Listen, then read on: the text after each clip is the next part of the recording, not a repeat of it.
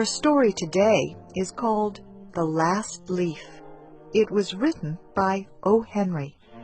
Here is Barbara Klein with the story. Many artists lived in the Greenwich Village area of New York. Two young women named Sue and Johnsy shared a studio apartment at the top of a 3-story building. Johnsy's real name was Joanna.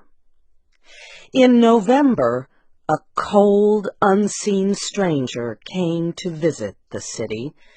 This disease, pneumonia, killed many people. Johnsy lay on her bed, hardly moving. She looked through the small window. She could see the side of the brick house next to her building. One morning, a doctor examined Johnsy and took her temperature.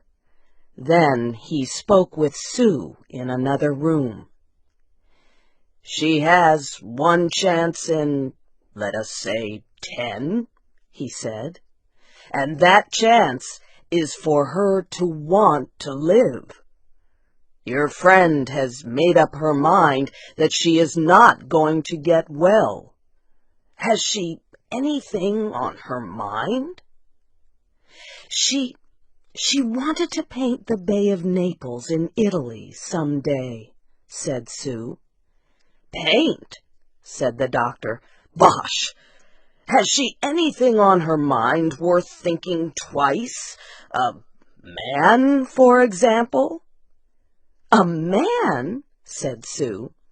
"Is a man worth— But no, doctor, there is nothing of the kind." "I will do all that science can do," said the doctor, "but whenever my patient begins to count the carriages at her funeral, I take away 50% from the curative power of medicines." After the doctor had gone, Sue went into the workroom and cried. Then she went to Johnsy's room with her drawing board, whistling ragtime. Johnsy lay with her face toward the window. Sue stopped whistling, thinking she was asleep. She began making a pen and ink drawing for a story in a magazine. Young artists must work their way to art by making pictures for magazine stories. Sue heard a low sound, several times repeated. She went quickly to the bedside. Johnsy's eyes were open wide. She was looking out the window and counting backward. 12, she said, and a little later, 11, and then 10, and 9, and then 8 and 7, almost together. Sue looked out the window. What was there to count? There was only an empty yard and the blank side of the house 7 meters away. An old ivy vine, going bad at the roots, climbed halfway up the wall.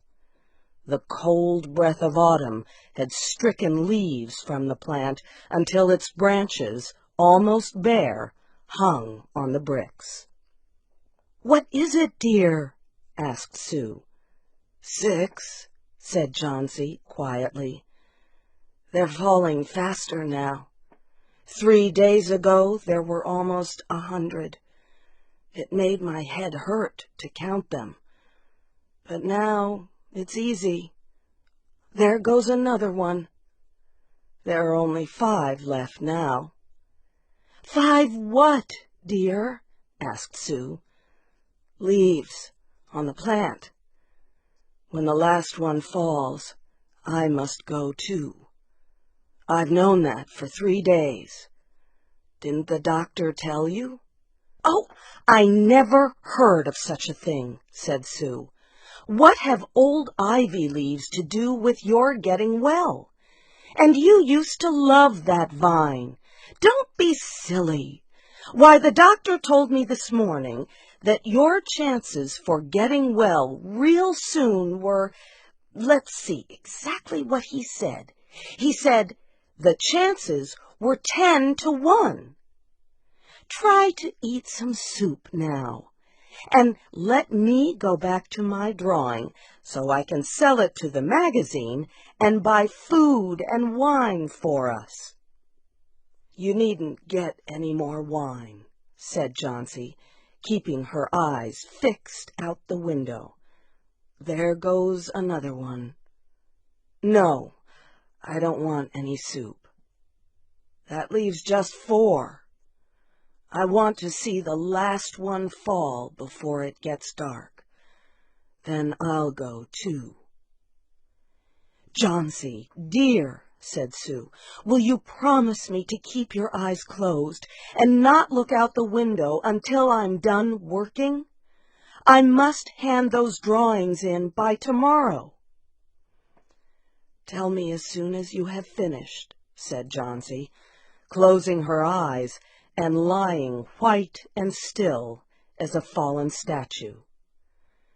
I want to see the last one fall. I'm tired of waiting. I'm tired of thinking.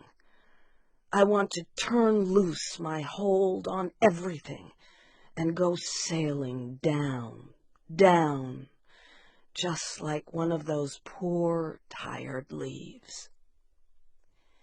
Try to sleep, said Sue. I must call Mr. Behrman up to be my model for my drawing of an old miner.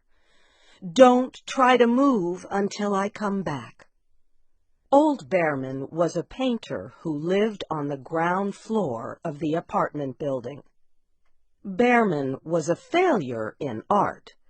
For years he had always been planning to paint a work of art, but had never yet begun it. He earned a little money by serving as a model to artists who could not pay for a professional model. He was a fierce little old man who protected the 2 young women in the studio apartment above him. Sue found Behrman in his room. In one area was a blank canvas that had been waiting 25 years for the first line of paint. Sue told him about Johnsy and how she feared that her friend would float away like a leaf. Old Behrman was angered at such an idea. Are there people in the world with the foolishness to die because leaves drop off a vine? Why do you let that silly business come in her brain? She is very sick and weak, said Sue, and the disease has left her mind full of strange ideas. This is not any place in which one so good as Miss Johnsy shall lie sick, yelled Behrman. Some day I will paint a masterpiece, and we shall all go away. Johnsy was sleeping when they went upstairs. Sue pulled the shade down to cover the window. She and Behrman went into the other room. They looked out a window fearfully at the ivy vine. Then they looked at each other without speaking. A cold rain was falling, mixed with snow. Behrman sat and posed as the miner. The next morning, Sue awoke after an hour's sleep. She found Johnsy with wide-open eyes staring at the covered window. "Pull up the shade. I want to see," she ordered quietly. Sue obeyed.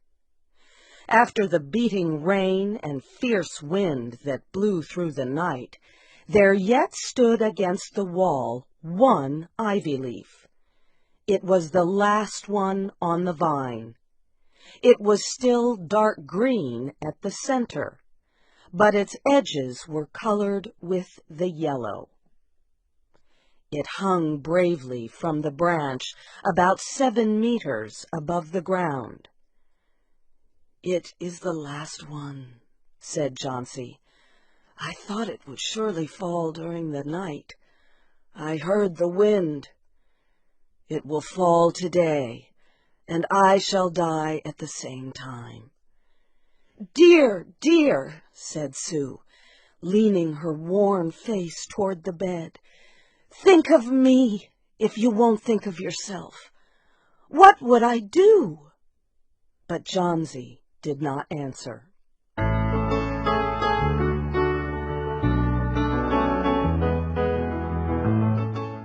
The next morning, when it was light, Jauncey demanded that the window shade be raised.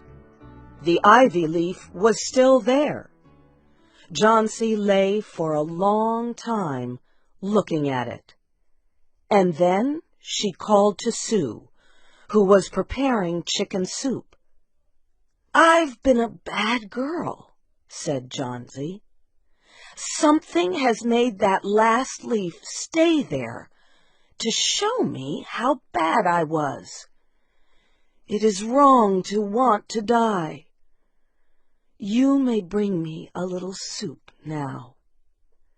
An hour later she said, "Some day I hope to paint the Bay of Naples." Later in the day the doctor came, and Sue talked to him in the hallway. "Even chances," said the doctor. "With good care, you'll win. And now I must see another case I have in your building. Behrman, his name is, some kind of an artist, I believe. Pneumonia, too. He is an old, weak man, and his case is severe. There's no hope for him, but he goes to the hospital today to ease his pain." The next day the doctor said to Sue, "She's out of danger. You won. Nutrition and care now. That's all." Later that day, Sue came to the bed where Jauncey lay and put one arm around her. "I have something to tell you, White Mouse," she said. "Mr. Behrman died of pneumonia today in the hospital. He was sick only 2 days. They found him the morning of the first day in his room downstairs, helpless with pain.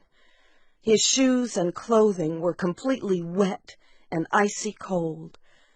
They could not imagine where he had been on such a terrible night.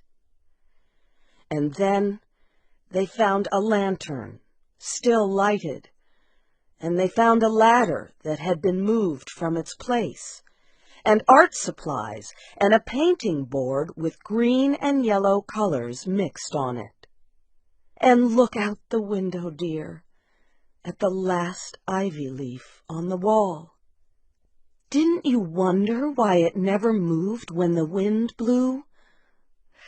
Oh, darling, it is Behrman's masterpiece. He painted it there the night that the last leaf fell."